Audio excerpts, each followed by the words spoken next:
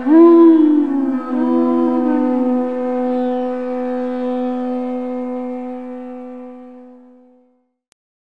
reading from Bhagavad-Gita, chapter 6, verse 35. Shri Bhagavan Vacha Asamshayam Mahabaho Mano Durnigraham Chalam Abhyase Natakonteya Vairagena Chakriyate. O mighty armed son of Kunti, it is undoubtedly very difficult to curb the restless mind, but it is possible by suitable practice and by detachment. Purport. The difficulty of controlling the obstinate mind, as expressed by Arjuna, is accepted by the Supreme Personality of Godhead, but at the same time he suggests that by practice and detachment it is possible. What is that practice? In the present age, no one can observe the strict rules and regulations of placing oneself in a sacred place, focusing the mind on supersoul, restraining the senses of mind, observing celibacy, remaining alone, etc. By the practice of Krishna consciousness, however, one engages in 9 types of devotional service to the Lord. First and foremost of such devotional engagements is hearing about Krishna. This is a very powerful transcendental method for purging the mind of all misgivings. The more one hears about Krishna, the more one becomes enlightened and detached from everything that draws the mind away from Krishna. By detaching the mind from activities not devoted to the Lord, one can very easily learn vairagya. Vairagya means detachment from matter and engagement of the mind in spirit. Impersonal spiritual detachment is more difficult than attaching the mind to the activities of Krishna. This is practical, because by hearing about Krishna, one becomes automatically attached to the Supreme Spirit. This attachment is called paresha nubhava, spiritual satisfaction. It is just like the feeling of satisfaction a hungry man has for every morsel of food he eats. The more one eats while hungry, the more one feels satisfaction and strength. Similarly, by discharge of devotional service, one feels transcendental satisfaction as the mind becomes detached from material objectives. It is something like curing a disease by expert treatment and appropriate diet. Hearing of the transcendental activities of Lord Krishna is therefore expert treatment for the mad mind. And eating the foodstuff offered to Krishna is the appropriate diet for the suffering patient. This treatment is the process of Krishna consciousness. Mukam karoti vachalam bangam lankayate girim yakipam tamaham bande sigurum tinatarinam om jnana timirandasya jnananjana shalakaya chakshuminitam yena tasmai shri gurave namaha. So what is the medicine for the mad mind? Hearing. Hare Krishna, yes, hearing and chanting. And the diet is prasadam. So I'll talk a little bit about hearing, then I'll talk a lot about prasadam, and then I've also been asked to talk about Srila Prabhupada and my relationship with him and some stories about that. So it'll be a full class today. Maybe no time for questions, unlike my usual classes. Okay, so hearing. Now, it's Lord Brahma, he prays to the Lord in the 3rd canto of Srimad Bhagavatam that persons who smell the aroma of your lotus feet carried by the air of Vedic sound through the holes of the ears accept your devotional service. For them, you are never separated from the lotus of their hearts. So, wonderful thing about your ears in spiritual life, not only can they hear, they can smell. Here it says you can smell the aroma of Krishna's lotus feet by hearing about him. You can smell it. Just like sometimes somebody will describe some flowers or some prasadam, and just by hearing you can smell it. So the same way we can smell Krishna's lotus feet. Brahma also says, your devotees can see you through the ears by the process of bona fide hearing.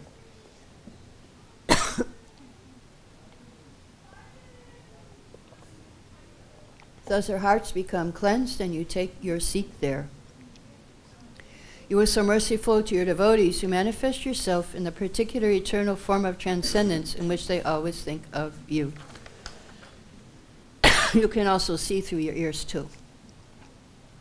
So, just like sometimes you're on your cell phone, that's something people do a lot these days, and you're talking to someone, you can see the person. And so when you hear about Krishna, when you chant Hare Krishna, you can see the form of Krishna. So this is the prescription medicine for the crazy mind.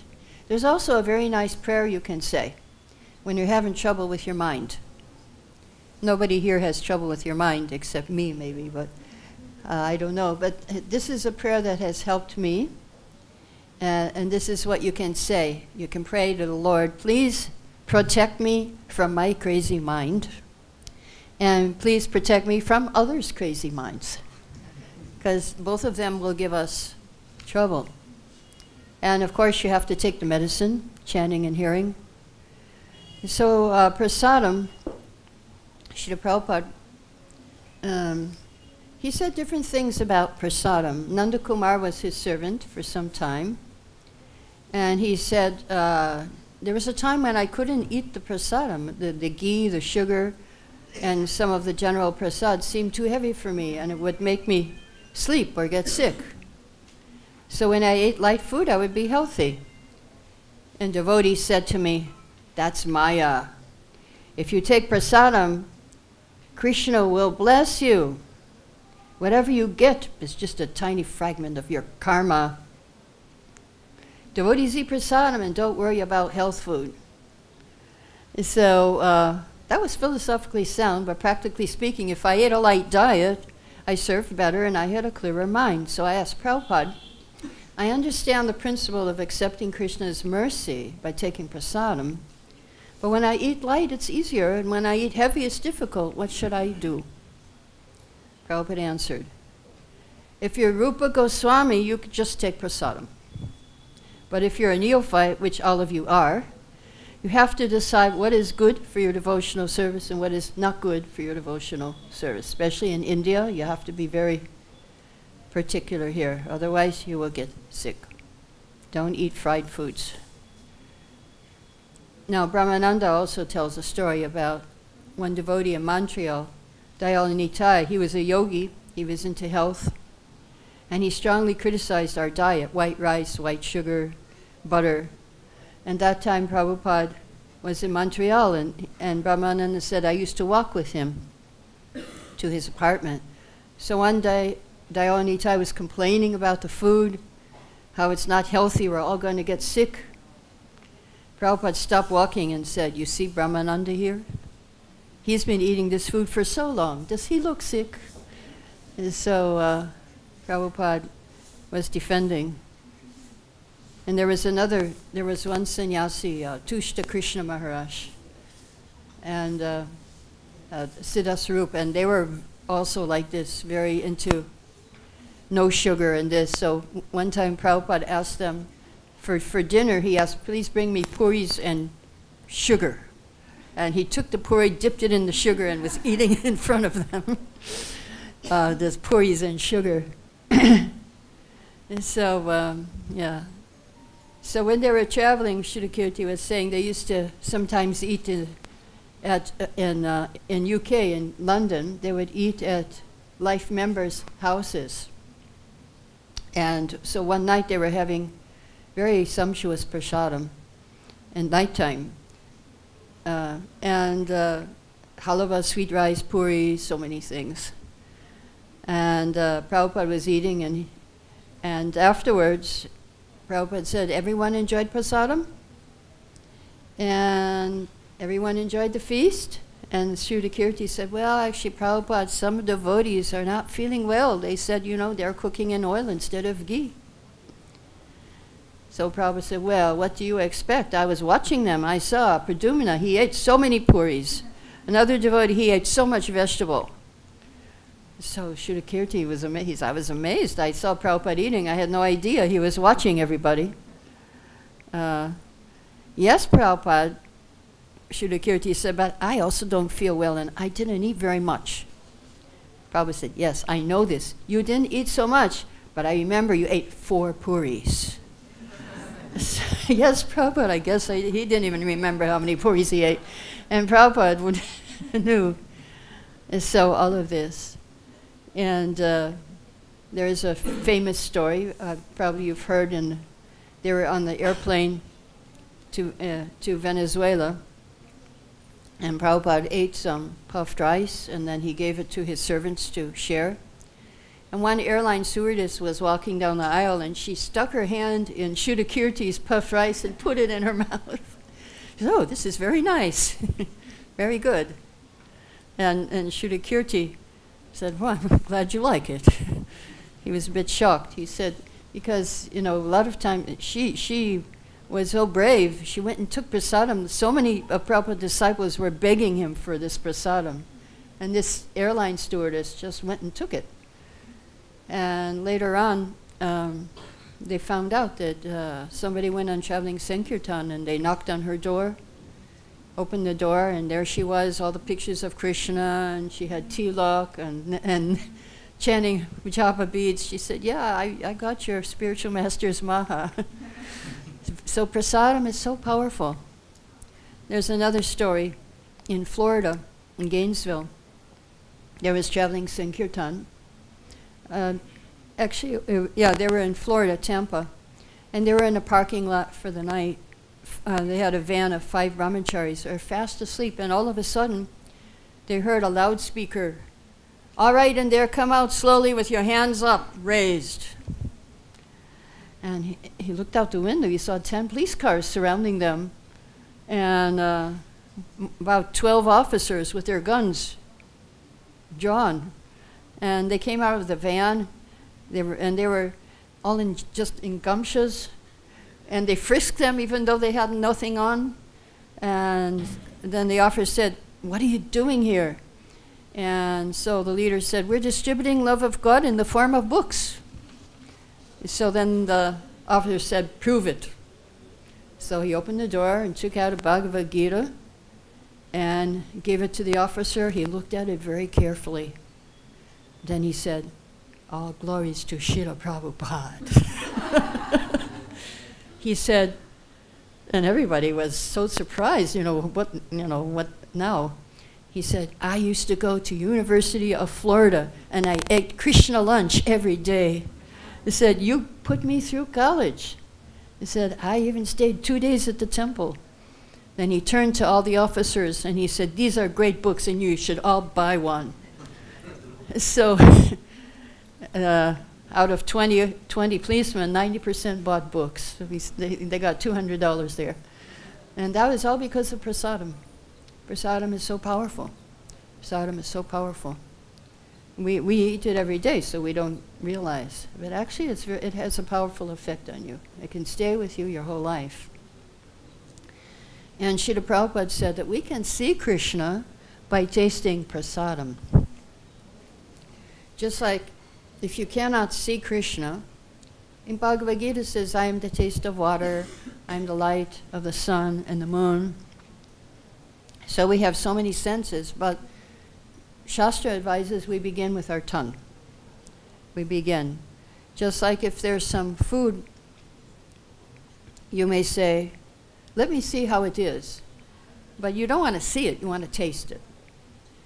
So Srila Prabhupada said, first of all, we have to taste Krishna. Taste with our tongue. Taste prasadam, taste the holy name, and we have to taste. There is a beautiful purport in the 11th canto, 8th chapter, verse 20, which is, explains something you may not know about eating prasadam. Srila Bhaktisiddhanta Saraswati Thakur says that the business of the tongue is to gratify itself with the varieties of flavor. But by wandering in the 12 forests of Vrindavan, one can be freed from the 12 flavors of material sense gratification. So we have 5 principal relationships in this world and also in the spiritual world: neutral, servitude, friendship, parental, and conjugal. And 7 indirect relationships. And if you wander the 12 forests of Vrindavan, you can re-spiritualize these 12 flavors that we are experiencing in this world. You become a liberated soul. So only by experiencing pleasure and relationship with Krishna can you give up material desires. So that is Ata Shri Krishna Namadi Nabhave Grayam Indriyai Seva Mukhi Jivaro Sayameva Svaratyada. We can realize Krishna beginning with the tongue. And the tongue has to eat, it has to taste prasadam, and it has to taste Krishna by chanting the holy names. So that will be the end of the class on Bhagavad-Gita. Now I've also been asked to speak on Srila Prabhupada and my experience with him. So it all began when I first joined the temple. It was 1970 in Boston. And I had been visiting the temple for 4 months, going to the Sunday feast. Then the devotee said, "So Prabhupada is coming, so why don't you stay for the weekend?" And so I stayed, and then Prabhupada called on the phone and said, "I'm not coming, but I'm sending 4 sannyasis instead." So I stayed there, and the 4 sannyasis were Brahmananda, Gargamuni, Subal, and Vishnujan Maharaj. So Vishnujan Maharaj, he is famous for his kirtan. And so he took us out on Harinam. Harinam in those days, we were doing 10 hours every day. 10 hours Harinam. And after doing Harinam with Vishnujan Maharaj for the weekend, I said, "I'm so happy, why should I go back home?" So I went and said goodbye to my husband, and I joined the temple. My husband joined 2 months later, so that was okay. But yeah, so what I learned from that was Prabhupada was so powerful. I was hesitating. I mean, the next step was for me to join the temple. That was the next step I should have taken in my spiritual life. Because I was home, I was chanting, but really, without joining the temple, you really don't get the taste, especially in those days.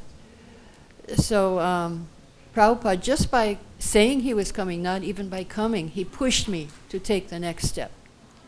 So that's the first experience I had with Srila Prabhupada. Of course, the very first was in his books, and the first pamphlet I got was "Who is Crazy?" There's a pamphlet called "Who is Crazy?" and Krishna Reservoir of Pleasure. So then after we joined the temple, we were going out on Harinam, and we were so happy. 10 hours a day, all you do is sing and dance and chant. And we lost contact with our bodies, basically. We couldn't tell. I mean, if somebody asked me when I was, are you feeling okay? And I said, "I don't know. Maybe I have a fever, or maybe it's ecstatic symptoms. I don't know." So that's how we were in those days. We couldn't connect with our bodies even. We didn't know if we were sick or healthy or whatever. And so then after 6 months, the standard was after 6 months you get initiated. So I asked for initiation. They said, "Wait for your husband." He joined 2 months later. Okay, 8 months. I waited 8 months, told my husband, "Okay, let's get initiated." And he said, "I'm not ready." So I said, "Well, I'm not waiting any longer for you." And I wrote a letter to Prabhupada and said, "If you don't initiate me, then I'm like a dead body." And I quoted Bhagavatam 2nd canto, where it says, "If you don't get the dust of the lotus feet of devotee on your head, you're like a dead body." So Prabhupada wrote back. We had to string our own beads and send them And Prabhupada was in India. So I sent the letter, sent my beads. Prabhupada chanted on them, sent back the beads, sent another letter. And he gave me 6 instructions. He said, chant at least 16 rounds a day. Strictly follow the 4 regulative principles. And read and study all my books. Go for Harinam Sankirtan, preach, and do deity worship. And the last one, which is still, I've been doing those 5. And the last one is 24 hours be engaged in Krishna's service. And then a few months later, he sent me another letter, and he told me with what attitude I should do these things. And he told me 3 qualities. He said enthusiasm, sincerity, and cooperation with the other devotees. So 2 things is kind of your own thing, but then you also have to get along with, you have to work with others too. It's not like we're all alone in this movement. We're with other devotees. So we have to learn to work and cooperate with others too. So that was his second letter to me. And so I learned what is the attitude I have to practice. Because here it's possible by practice and detachment. So the practice we have, hearing and chanting, but there's a certain attitude that goes along with it. And that Prabhupada told me, what is that? What is the proper attitude? Attitude is everything in spiritual life. When we hear Bhagavatam, we hear the attitude of the devotees when they pray to the Lord. We understand, and we try to get that attitude when we pray. So Arjuna had the right attitude. He accepted Krishna as his spiritual master. But that doesn't mean you can't ask questions. And even Krishna was explaining us the Sankhya Yoga system, Dhyana Yoga. And Krishna and Arjuna said, I'm sorry, this is too hard for me. I mean, I don't know, did Guru ever tell you to do something and say, you said this is too hard? So Arjuna said that to Krishna, I can't do this. And Krishna said, yeah, I know it's difficult, but it's possible. And Prabhupada used to tell us, impossible is a word in a fool's dictionary. So then we were sent to, first of all, we were sent to Florida after 6 months in the temple in Boston. We were sent to Florida, and not by bus, not by train, not by plane. They put us out on the highway and we had to hitchhike. And Boston was up here at the top and Florida is down at the bottom. So, but luckily we got to New York, we hitchhiked, we got a ride, and the devotees in New York allowed us to collect for bus fare to Florida. But, and then after that, after a year and a half in America, then we were chosen to go to India in 1972. Prabhupada asked for 50 devotees to go to India. So from every temple, devotees were chosen, and I'm still here since 72. Still, because we got a one-way ticket because Prabhupada told us to go, but he didn't tell us to go back. So I'm still here anyway. I'm still in India. I'm not waiting for, it's okay, I like it here. I like to stay here, but most of the time I travel. Anyway, so then we ended up in Calcutta. Well, first we landed in Juhu, Bombay, and Juhu in 1972 was it was not even under construction, it was just, the deities were living in a tent. And the devotees, the men were living in a hut, and the ladies were living on top of a roof of the building, and it was summer. We had no roof over our head. We were just up on the roof. And it was so austere. I remember the first day in Prasadam, I was watching these huge rats running in the hut. The hut was everything. It was the men's ashram, it was the office, it was Prasadam room, it was kitchen, everything in one hut. One room, and these rats were running across the roof. And I was thinking, hope he doesn't fall in my plate. And he fell in somebody else's plate. I was so happy. But Anyway, that was how it was. And the drinking water was a matka, a clay pot with a top, and you take off the top and all these bugs would fly out from it, mosquitoes. And so we were sick. We were all sick. It only took 3-4 days before you would get sick. There was no drinking water. There was no proper place to live, no bathroom. Very difficult. Then after 2 weeks, we were sent to Calcutta to be pujaris. And so my whole time with Srila Prabhupada, while Prabhupada was on this planet, was when in India, in Calcutta. So I was the pujari for Radha Govinda. And so that was my experience. Most of my experience was there. And one time, I was doing Mangalarti, and I turned around to offer the ghee lamp to the devotees, and there was Prabhupada right behind me, maybe 6 inches. And I didn't know what to do. Should I do a puja? Should I offer him the ghee lamp? And I think I did a quick puja and then gave him the ghee lamp. And out the whole arti, he was right behind me watching. So I was very nervous. I was very focused. I was very alert. And afterwards, I thought, I should do all my service like that. Prabhupada standing behind me watching me. I thought, yeah, that was another lesson I learned. I should do my service like that. And in our temple, in the deity room, there was a window, and behind the deities. And every day the bees used to come in to the deities. We had an opulence of flowers. Every day I got 50 garlands donated for the deities, all kinds of lotus and rose and gardenia and jasmine and 4 kinds of champa flowers. So the aroma was intoxicating. If you go in the deity, even in the temple, you could smell all the flowers. And there were 2 kinds of champa. Two kinds of yellow. One, they said, is a light color was the color of Lord Chaitanya, and the darker color was Radharani's color. So we had these different champa flowers. So every day these bees, on Radha Govinda's side, bumblebees would come, big, 2 of them, and they would circumambulate the deities and sit in the lotus flowers the whole day. And on Jagannath's side, small bees would come and they would sit on the garlands. It's just like descriptions of Vaikuntha, as described, the bees are sitting on the garlands. If you read 3rd canto, Vaikuntha. And if you read 10th canto, you'll hear about the bumblebees and Radharani. So they were coming every day. And Prabhupada said, when the bees are coming to the deities, then Krishna is pleased with the worship.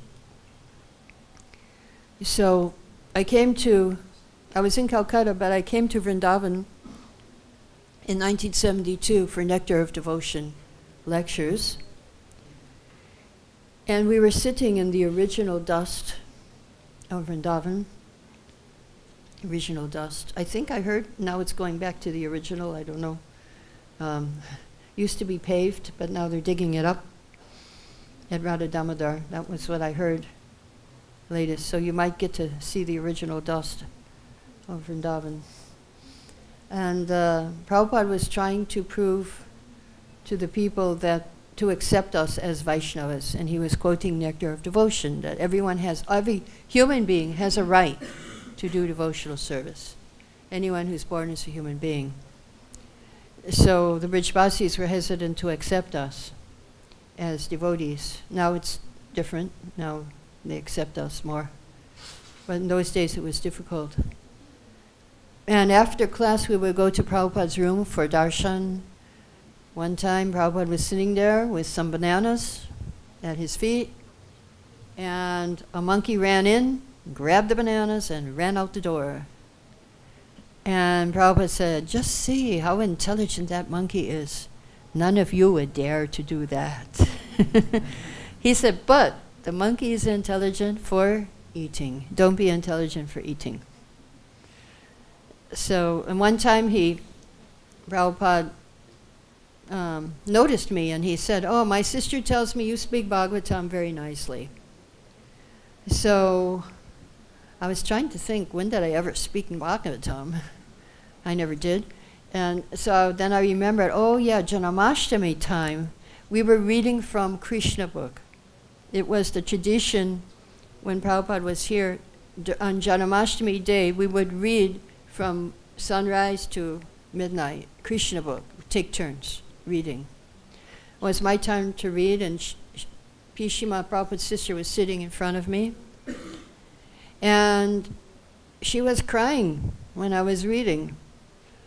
And she doesn't know any English. She only knows Bengali. So I was being dramatic, you know, Krishna left the gopis. It was Ras Leela time. And she was crying. And she told Prabhupada she speaks Bhagavatam very nicely. Just reading Krishna book. But that was another thing we did when Prabhupada was here. Every evening we would read Krishna book and drink some milk at the same time. In Bombay, I remember we were drinking milk, and before drinking we had to pick all the bugs out from the milk because we had no protection from the bugs. So back in Calcutta, so it happened 30 years later. 30 years later I started speaking Bhagavatam. So whatever a pure devotee says must come true, that I learned. And again, in Calcutta, I was typing for Srila Prabhupada, and I was doing pujari work. And then one time, Prabhupada's Sanskrit editor, Pradyumna, came to me and said, how would you like to go with Prabhupada to Mayapur? Prabhupada is translating Chaitanya Charitamrita, and he wants someone to type for him. All you have to do is learn how to read Bengali, and we're leaving tomorrow. I said, no problem. So I learned, they gave me a book, I learned Bengali in a couple hours, and off I was the next day with Srila Prabhupada, because we'll do anything to be with Prabhupada. So then I was typing in Mayapur. Again, austere conditions. We were living in the Lotus building while it was under construction. There were bathrooms, but there were no pipes in the bathrooms, so we couldn't use them. We had to go down and pump water and throw the bucket on us. And the outhouse was in some field somewhere. And so I was typing for Prabhupada, and I had the earphones. I was using the dictaphone, and I had this big Bengali Chaitanya Charitamrita open. So I had to hear Prabhupada speak the Bengali, then I had to read the Bengali, and then I had to type it into English letters, transliteration. So I was doing that, and Prabhupada was walking on the veranda, and he looked in. We didn't have any windows because it was under construction. It was just a big hole in the wall. So he looked in, and he said, oh, you know Bengali? I said, yes, Srila Prabhupada. I didn't know much Bengali. I just knew how to read little. He said, okay, come to my room.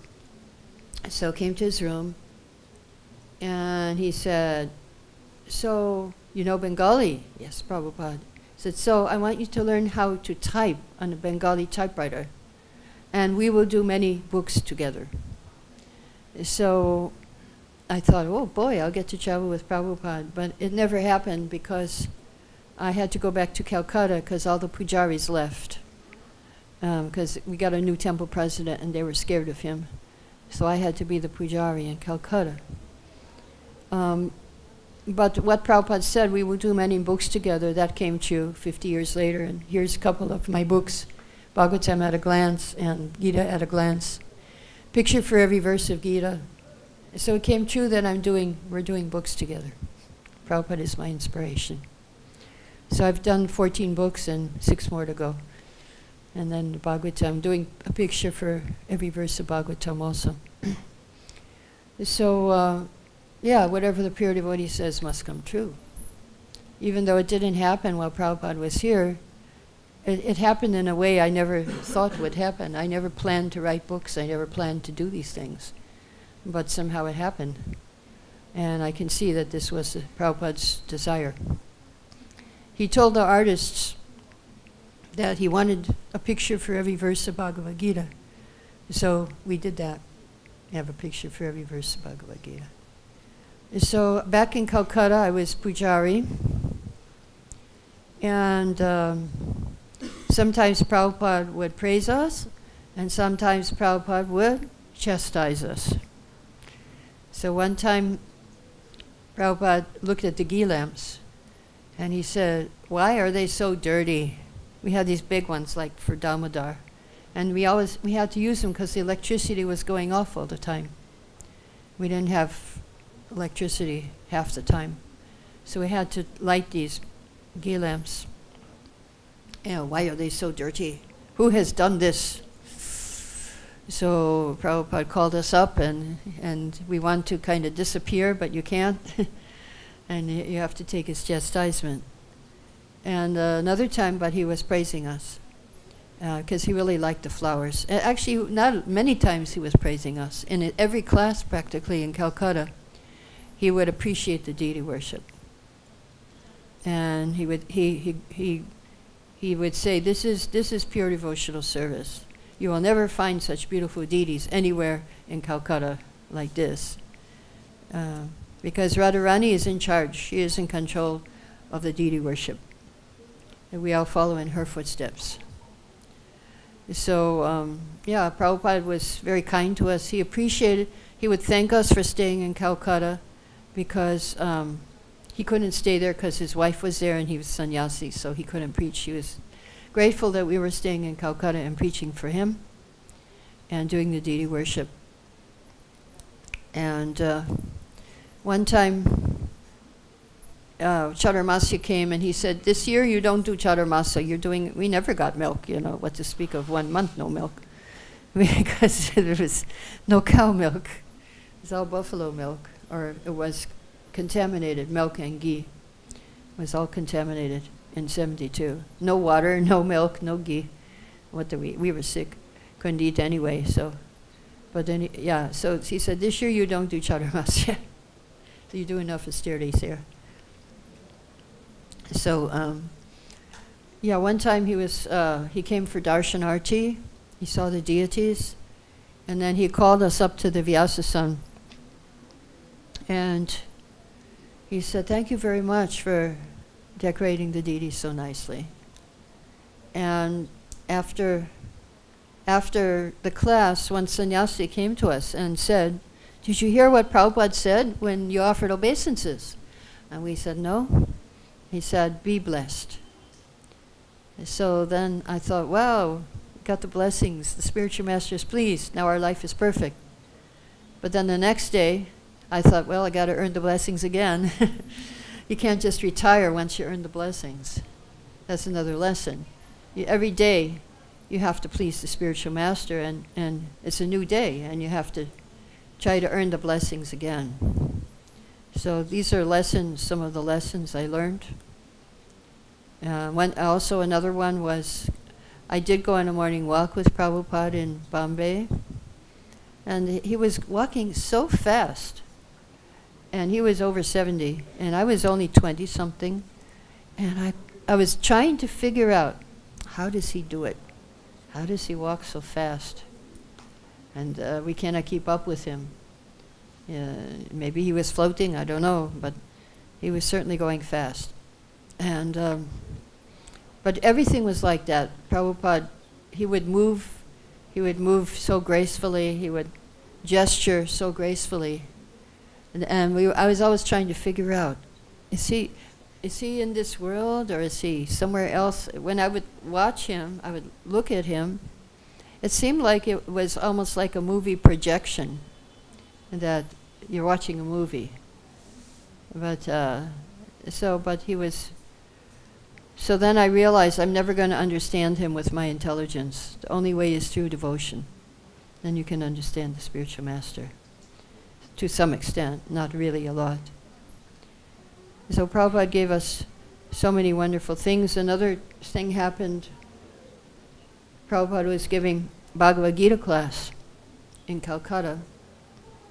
And so all the men were saying the verse. The men had the book. The ladies didn't have a book. So it came ladies' turn. I said it by memory. I said I knew the verse. So Prabhupada was so happy. And his eyes got big and he looked at me and very pleased. He wanted us to learn these verses. He wanted us to learn. And so we still keep his association by reading his books, by following his instructions. Then we keep the association of Srila Prabhupada. And he's here for all of us. He's here for all of us. When he was on a morning walk in Vrindavan here, someone said to Srila Prabhupada that Lord Chaitanya spread Krishna consciousness in India, but it looks like he left it for you to spread it all over the world. And Prabhupada said, yes, and for you. So that means it's handed down all of you too, and for you. It's not just for his disciples, it's for everyone who follows Prabhupada. He wants you to help spread this Krishna consciousness movement all over the world. Okay, so I do have time for questions. We do have a little time if anybody has any question. Mm-hmm. So in those days you mentioned that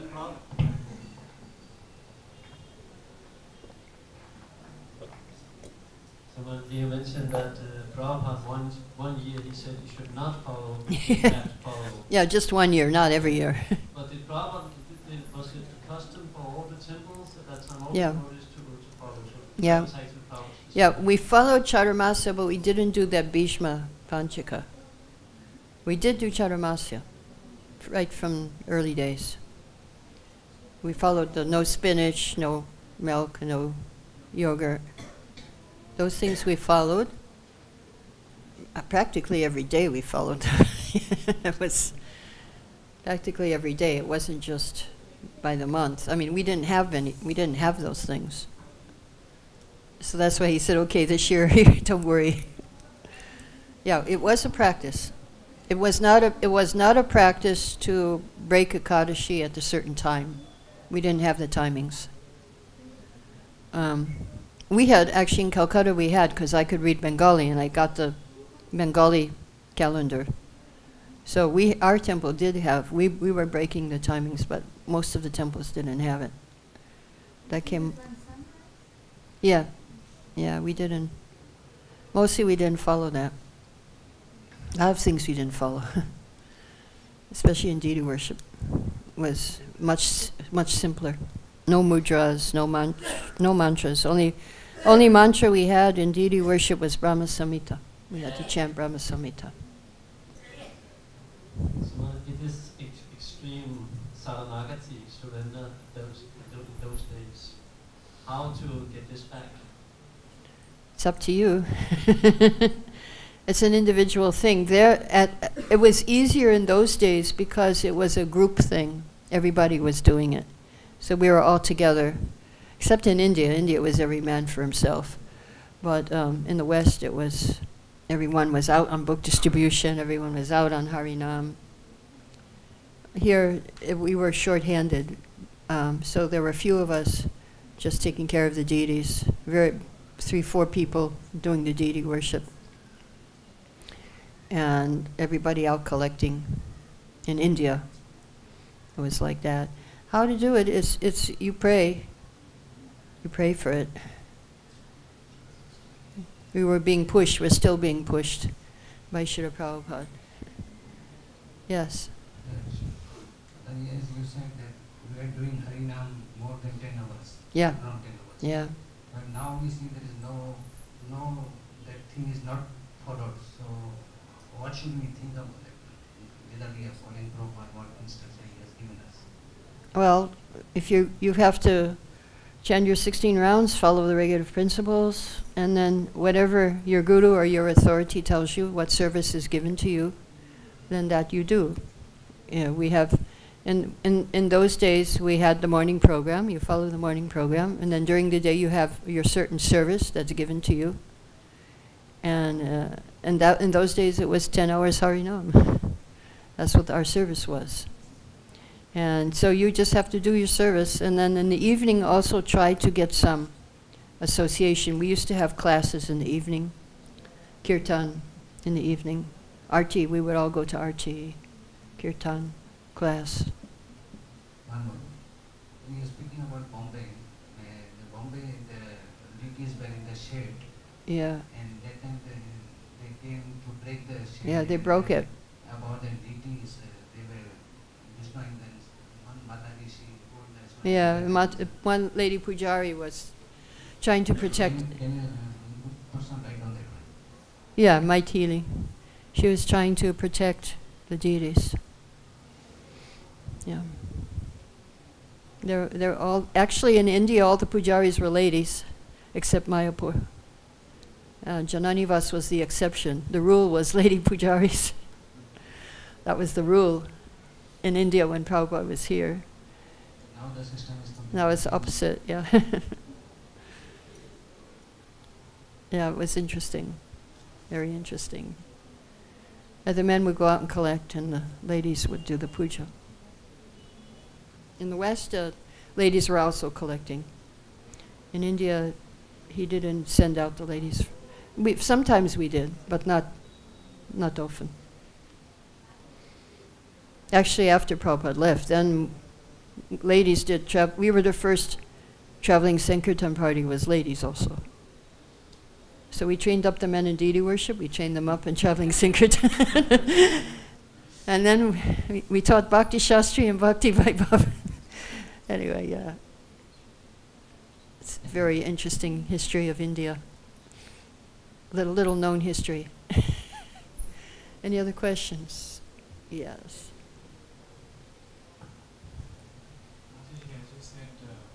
You've been writing these books in the association of Srila Prabhupada and and also there are a couple of more coming up.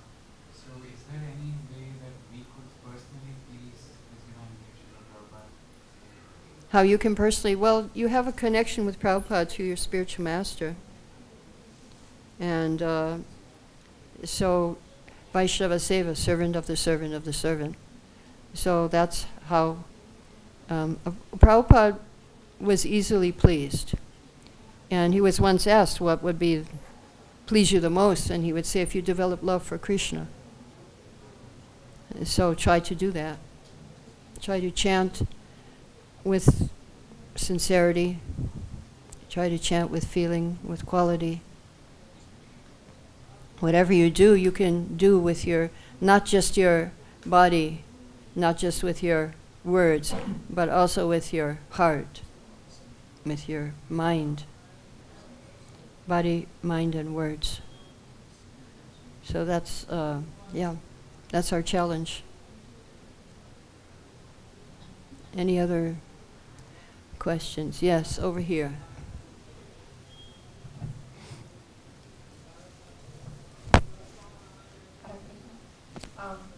Well, I don't actually know what my question is, but Prabhupada said in his second letter for you that cooperation Yeah, cooperation. is important. So, I don't know, could you say some few words about it? It seems always so kind of current and important to improve that. Yeah, at least for me. the importance of cooperation, because often we think my service is the most important. And if somebody else gets in the way, then we get upset. Because sometimes the other people have services too, and they think my service is most important. So somewhere along the line we need to appreciate others' service and not just our own.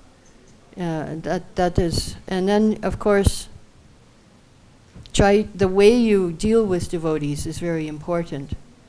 Don't try to cheat or trick them. Try to be direct and open as much as possible in your dealings with other devotees. And try to make friendship with devotees, serve the more advanced ones, and be merciful to those who are beginners and not so advanced. And then you'll be happy. There's three kinds of relationships: those who are superiors, those who are juniors, and those who are equals. So we need to cultivate all three, but especially the equals. That's the most important. especially make friendship with devotees. Okay, so Jai, all glories to Prabhupada, Hare Krishna.